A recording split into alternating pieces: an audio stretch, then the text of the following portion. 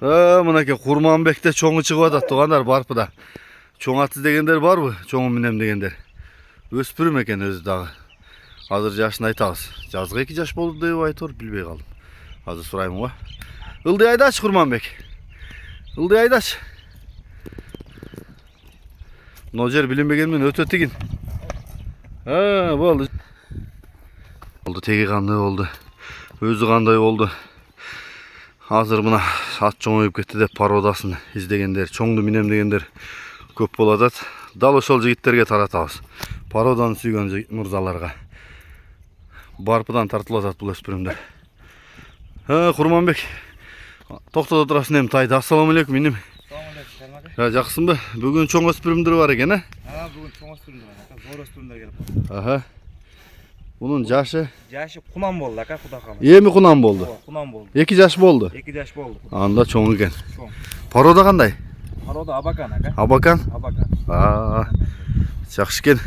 Тарбиясы кандай? Тарбиясы мына эми минилип атат, Кунан болду, эми минилип.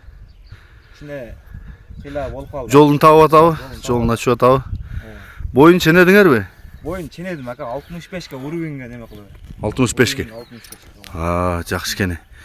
Мен жакындан тартайын. Колу жебичи зор, Анан ошол жерине алып келет портерге жыртып алып тур ана жерине. Жыртып алып. Аксап неме болбойт. Сакайып калса керек ал. Териден жыртылып тур, кичине жараты бар экен. Иним канча баасы мунун? Bunun baasın жөндүрак эле 320 миң 320 миң. Бирок чоң экен. Чоң. Алдын аткылам тарбиялайм дегендер болсо улак үйрөтүп алса бар мындай да. Мындай чоң нерсе. Арт жактары. Жакшы нерсе табышам кыйын болду. Абакан. Боюң канча дедиң?